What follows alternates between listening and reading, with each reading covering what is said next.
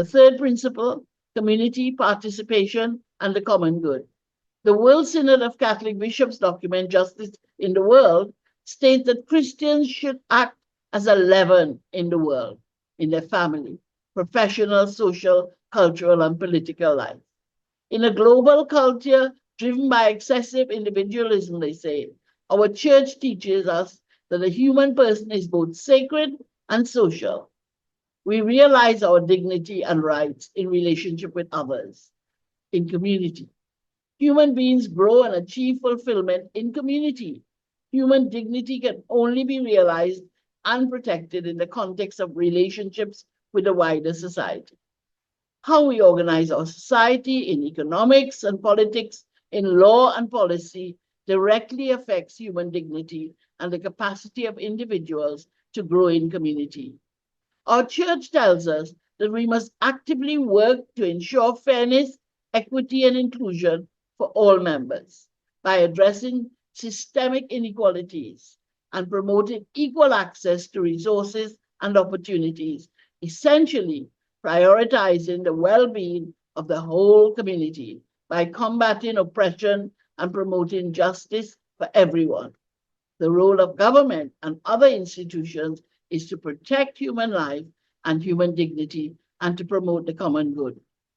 The whole reason, says St. John the 23rd in his encyclical Pacem in Terris, Peace on Earth, the whole reason for the existence of civil authorities is the realization of the common good. Our catechism reminds us it is necessary that all participate, each according to his or her position and role in promoting the common good. This obligation is inherent in the dignity of the human person. This principle of participation states every person and association have a right and a duty to participate actively in shaping society and to promote the well-being of all, especially the poor and vulnerable. People have a right, the right and duty to take part in decisions that affect their lives. This includes the ability to voice concerns, influence decision makers, and take part in decision-making processes. The common good is, and I quote, the totality of social conditions allowing persons to achieve their communal and individual fulfillment. That's a quote from Benedict XVI. And our catechism tells us that social justice is linked to the common good and the exercise of authority.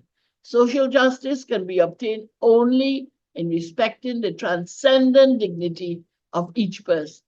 Each of us has a duty to use our God-given talents to build the common good, the good of each person, of every person, and every dimension of the person.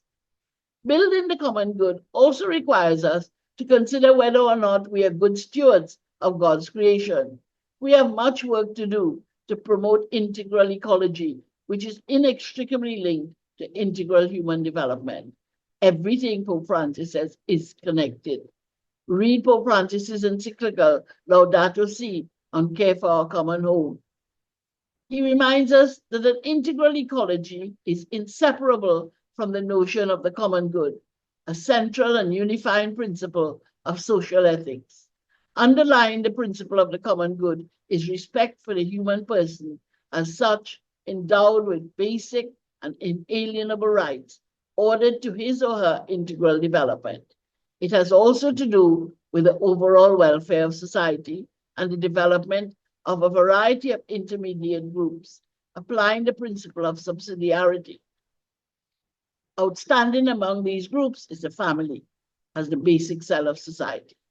Finally, the common good calls for social peace, the stability and security provided by a certain order, which cannot be achieved without particular concern for distributive justice. Whenever it is violated, violence always ensues. Society as a whole, and the state in particular, are obliged to defend and promote the common good. See paras 164 to 170 of the compendium, which focuses on the common good.